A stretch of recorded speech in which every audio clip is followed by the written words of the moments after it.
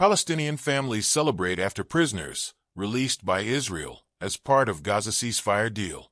Palestinian families celebrate after prisoners released by Israel as part of Gaza ceasefire deal. Prisoners speak of their joy as they are greeted by thousands of people in occupied West Bank despite Israeli attempts to prevent public displays of joy. About 90 Palestinian prisoners have been released in exchange for 3 Israeli hostages handed over by Hamas to Israel as part of the ceasefire deal aimed at ending 15 months of war. Of the prisoners, most of whom were freed in the early hours of Monday from Ofer prison in Ramallah in the occupied West Bank, were welcomed by thousands of people celebrating, waving the flags of Palestine and Hamas.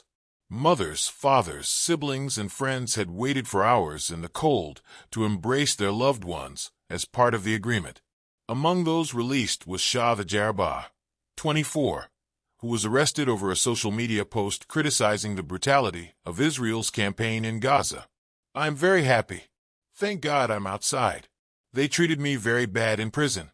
It was horrible," she told The Guardian. She was greeted by her father, Nawaf Jarabah, 63, who said earlier, "I'm happy, but not too happy. My daughter was arrested simply for expressing her ideas.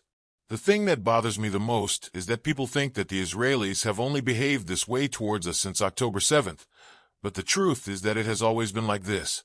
His anticipation was also tempered by the fact that 2 other children were not included in the deal. Another prisoner released was Ahmad Shah, 18, who was arrested in January 2024 in Jenin. "They arrested me because my brother died during a shootout in Jenin. After he died, they arrested me.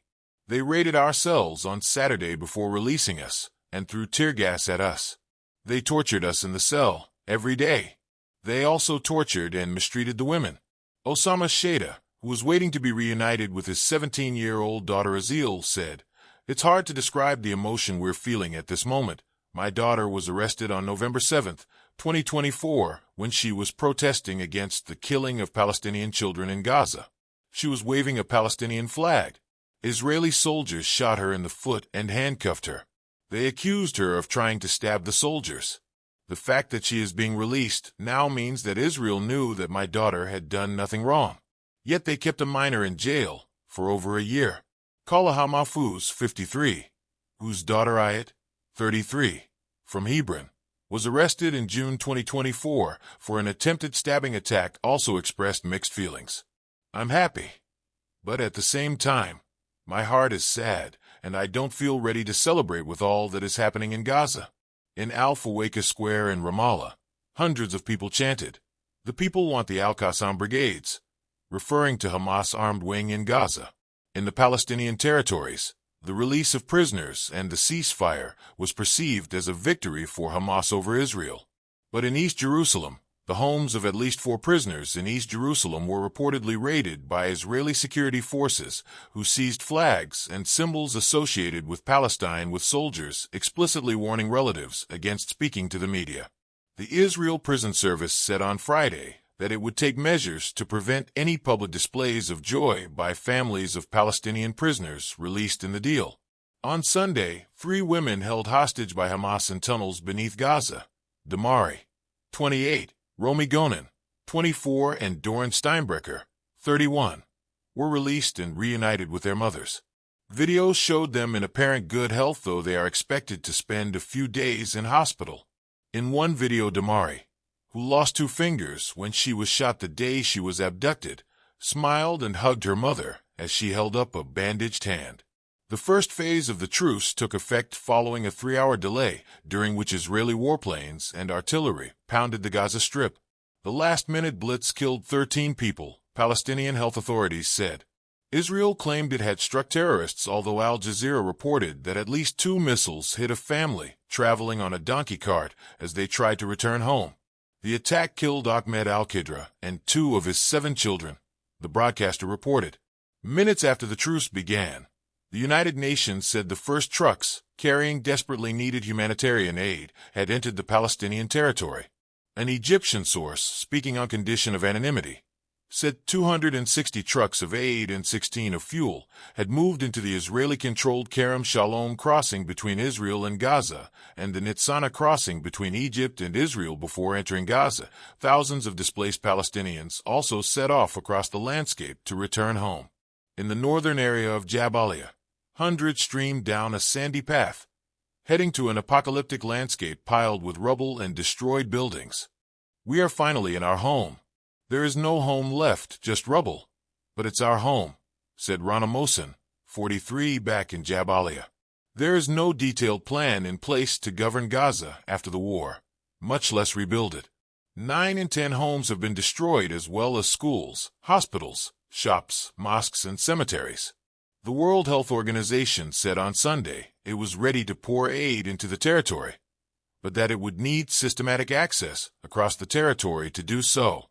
Until the truce, Israel had complete control over the volume and nature of aid allowed into Gaza, leaving it on the verge of famine several times.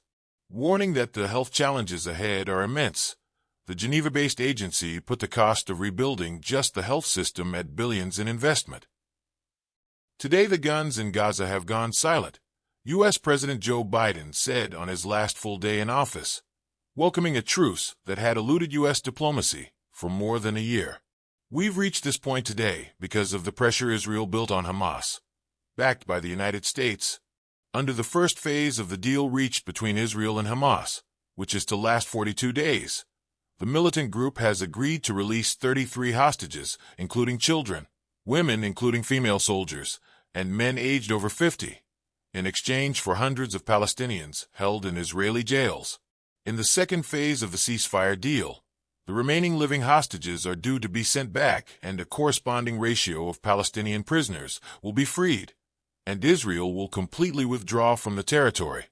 The specifics are subject to further negotiations, which are due to start 16 days into the first phase.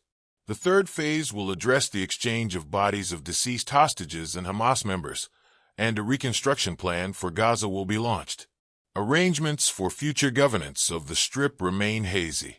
About 100 of the Palestinian prisoners slated for release are serving life sentences for violent attacks on Israelis.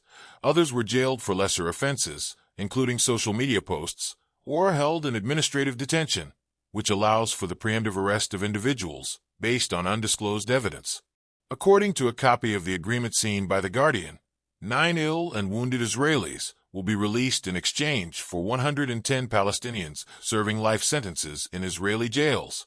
About 180 prisoners will reportedly be deported to Turkey, Qatar, and Algeria.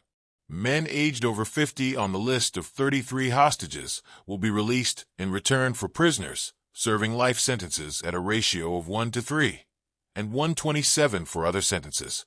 According to figures published by the Israeli NGO Hamokt, as of January 2025 there were 10,221 Palestinians in Israeli prisons.